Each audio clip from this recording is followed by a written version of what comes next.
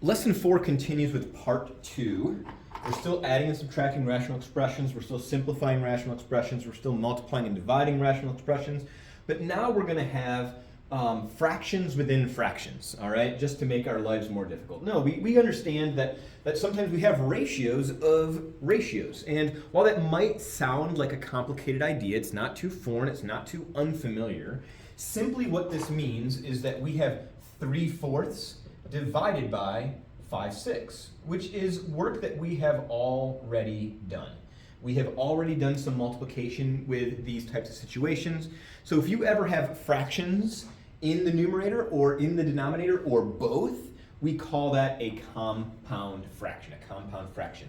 When we are simplifying, we can do what I just wrote on the board. We can do it kind of the easy way where there's nothing new. We just combine in the numerator if we have multiple terms, making a common denominator in the numerator, making a common denominator in the denominator, combining the like terms, and then doing that division, all right, by multiplying by the reciprocal. That's the easy way. That's just kind of thinking like I just showed in this example here. We could do the same thing here where we basically have this divided by that, make common denominator, multiplying this by 3/3, make a common denominator, multiplying that by 5/5, and that way we have a unified fraction on top, a unified fraction on bottom, and then just divide by the old keep, flip, change, as you would have done already in previous parts of this unit.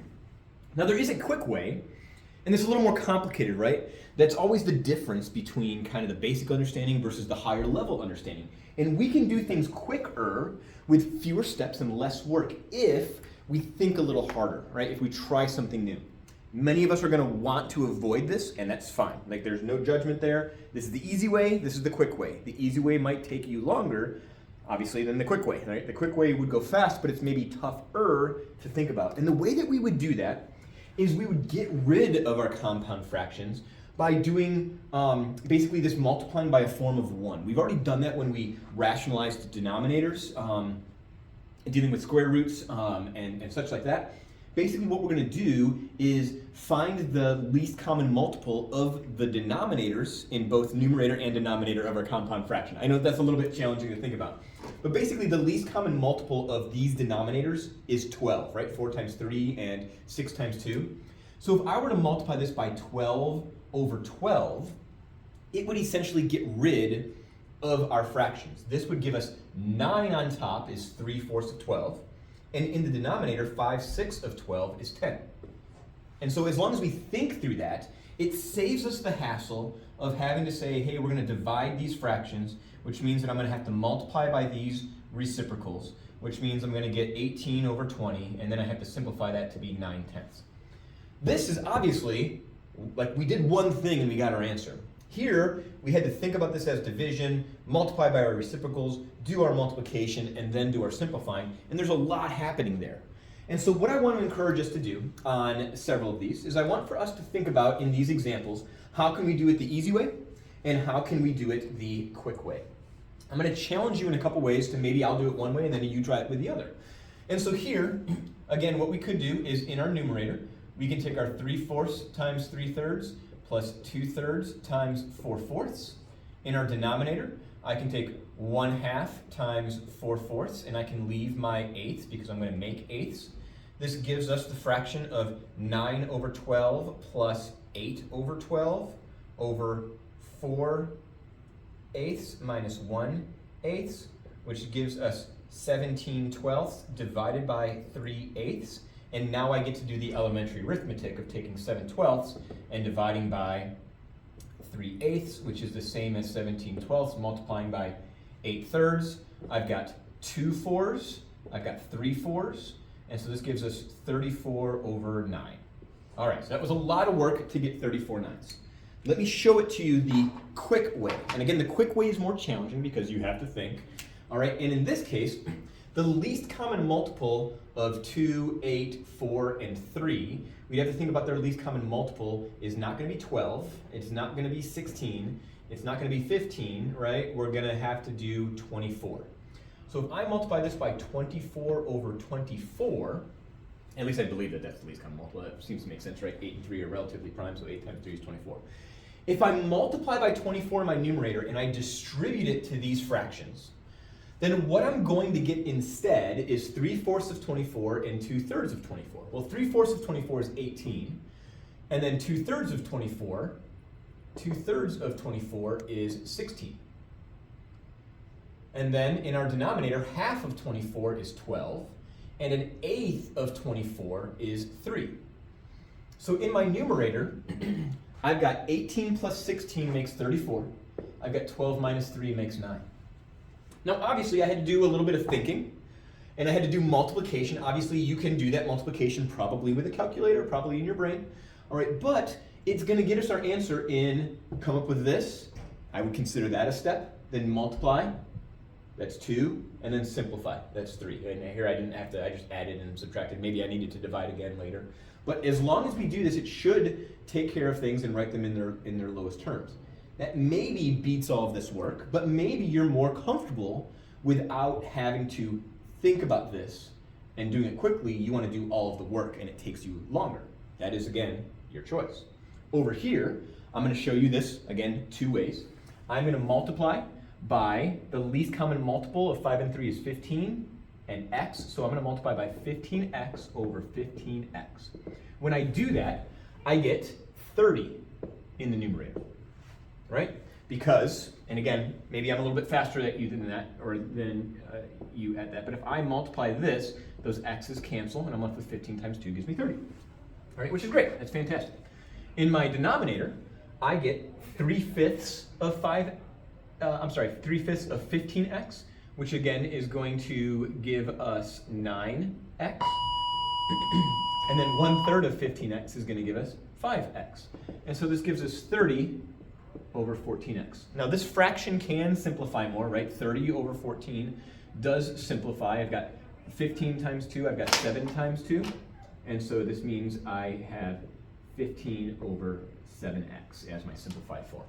Again, if we wanted to do that the long way, that is totally allowed, totally cool if we want to do that.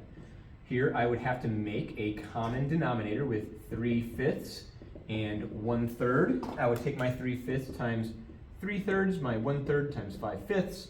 That would give me 2 over x divided by 9/15 and 5/15, which gives me 2 over x divided by a total of 14/15. And so let's see how that works. That will give us 2 over x divided by 14/15, which is 2 over x times 15/14, which gives us our 30 over 14x, which we know simplifies to be 15 over 7x. So you can do 1, 2, 3, 4 things, or you can do 1, 2, 3, 4, 5, 6, 7 things. All right, again, if this was easier to understand, then do it the easy way. All right, if you want to do it quicker, we have to think a little bit about the least common multiple there. 5, 3, and x. What's their least common multiple? It's 15x's. Let's go ahead and try to tackle this one. Again, I'm a fan of doing things the quick way, so I would like to continue demonstrating how to do these the quick way. And if you want to do them the long way, then you are welcome to do them the long way. My denominators here are x squared, 2, and x plus 1. So here's how I'm going to do this, and this is a little bit strange, but here there's no common factors there. And so what I have is I've got 2, I've got x squared, and I've got x plus 1, 2, x squared, x plus 1. Now when we do that multiplication, what happens is I'm taking this whole thing and I'm multiplying it by 16. All right, that's because this is distribution, right? I've got to multiply it here and there. In the denominator, I've got to multiply the whole thing here and there. So in the numerator, I'm going to have 32x squared times x plus 1 minus, and then this is going to cancel out our x squared, 2 and x plus 1. In my denominator, I've got half of this thing, so I get x squared times x plus 1 plus, and then when I multiply this, I have 3 times this will cancel. So now I've got 6x squared. Now we have this issue where we've got stuff that's not simplified. And just like in part 1, we are going to have to deal with that. And so we're going to have 32x cubed plus 32x squared minus 2x minus 1 as our numerator. In our denominator, we've got x cubed and x squared and another x squared, which makes 7x squares. All right. Now, our question is, can any of this factor better or simplify more? And what we're going to do is we're going to hold on that and we're going to say that this one is done. All right, we're going to call that one good. All right, and I believe that. I believe that this is good, that this is the way that we're going to leave that. Obviously, we can do some factoring in our denominator, in our numerator. Maybe there's some room to think through that and to think if there's a way to do that differently or better. All right, over here, we are going to multiply by x and 3x plus 1 over itself. This is equal to 1, right? As long as these things in the denominator don't equal 0, right? Which is already a constraint of this system. And so I want for you to multiply that. That one should be a little easier. Follow what I did there and see if you can do that as well. So this is a U try. Let's see how far you get with that one. I'm sure that you guys will crush it. I've got 2 more. I'm probably gonna have you finish F also, and I will do letter E. All right, so here you get to see one more example. And if you want to see that, come see me during seminar. But we're gonna multiply this. I've got an x already, x plus 3. And so I'm gonna multiply by 2 times x plus 3 over 2 times x plus 3. And when I multiply here, it's gonna give me x plus 3 minus 3 times 2x. So 6 x's. Multiply these, my x plus 3's will cancel out, I get 2x squared. When I multiply these, the x's cancel, and I'm left with 2 times x plus 3. This gives me x, x minus 6x is going to be negative 5x and 3. In my denominator, I've got 2x squared plus 2x plus 6. And that is going to be our final answer. All right, so I would love for you to give letter F a shot.